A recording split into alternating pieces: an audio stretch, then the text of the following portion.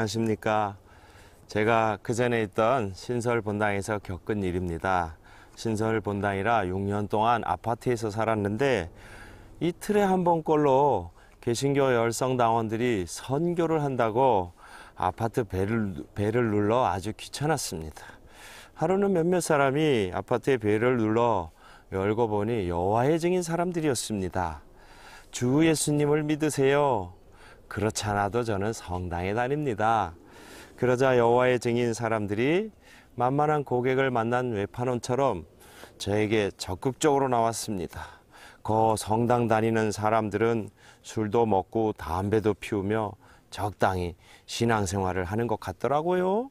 그러니 성경 말씀대로 사는 우리 왕국회관으로 나오시죠. 제가 반박했습니다. 거짓말 좀 대강하시오. 거짓말이라뇨? 당신네들 손이 2개, 눈이 2개 다 있는 것을 보니 성경 말씀대로 사는 것이 말짱 거짓말입니다. 손이 2개고 눈이 2개인 것인 정상 아닌가요? 제가 차근차근 설명했습니다. 마태오복음 18장에 이르기를 내 손이나 발이 죄를 짓게 하거든 잘라 던져버려라. 또 내 눈이 너를 죄짓게 하거든 그것을 빼 던져버려라. 2 눈을 가지고 불타는 지옥에 던져지는 것보다 한 눈으로 생명에 들어가는 편이 낫다고 하지 않았소? 그래, 당신들이 손과 눈으로 죄를 한 번도 짓지 않았다는 말이요. 제가 이렇게 호통을 치자 여호와의 증인 사람들이 아무 말도 못하고 그냥 물러갔습니다. 지난 시간에는 성모상을 모시는 이유, 성모님을 공경하는 이유를 알아보았습니다. 성모상을 성당 안에 세우는 것은 성모님이 구세주를 낳아주신 분에게 공경하는 뜻으로 하는 것입니다. 성화와 성상을 공경하는 것은 8세기 이전에는 아무런 문제가 되지 않았습니다. 726년 동로모 황제 레오 3세가 중앙집권을 강화하려는 목적으로 성화와 성상 공경을 하지 못하게 금지령을 내려 약 120년 동안 성화상 논쟁에 휘말렸습니다. 우리가 성모님을 공경하는 이유는 요한복음 19장 27절에서 예수님이 성모님을 우리에게 어머니로 주셨기 때문이라는 것을 알아보았습니다. 오늘은 성사가 무엇인지 알아보겠습니다. 성사는 감각적인 표징을 통해 효율적인 은총을 주는 것으로 예수 그리스도께서 세우신 것입니다. 성사는 인간의 감각이 도달할 수 없는 하느님의 은총을 외적인 행위와 감각적인 형태를 통해 전달하는 것을 말합니다. 하느님께서는 그리스도의 구원 은총을 우리에게 주시되 우리가 감지할 수 있게 하려고 외적인 표징을 통해 가시적인 형태로 주십니다. 이것이 바로 성사입니다.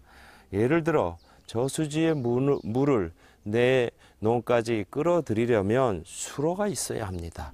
이 수로에 해당하는 것이 성사라고 말할 수 있습니다. 성사가 되려면 3가지 요소가 있어야 합니다. 첫째, 성사의 설정자는 예수 그리스도입니다. 물론 예수님이 직접 세우신 성사도 있고 직접 세우지 않으신 성사도 있습니다. 그러나 근본적으로 성사를 세우신 분은 그리스도입니다. 둘째, 성사는 감각적인 외적 형식이 있어야 합니다.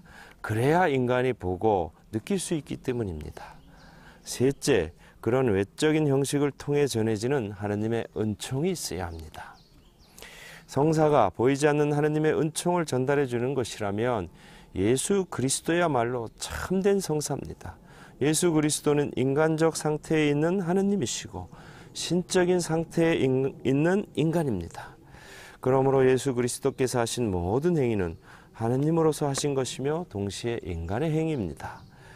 예수 그리스도께서 하신 모든 행위는 보이는 형태로 나타난 하느님의 행위이기 때문에 은총의 근원이 됩니다. 그리스도께서 하신 모든 말씀과 행동은 하느님의 구원과 은총을 보여주고 전달하는 행동입니다. 이처럼 우리는 예수 그리스도를 통해 보이지 않는 하느님을 볼 수 있게 되었고 예수 그리스도를 통해 하느님의 은총을 받게 되었습니다. 이런 뜻에서 예수 그리스도는 참된 성사고 원성사입니다.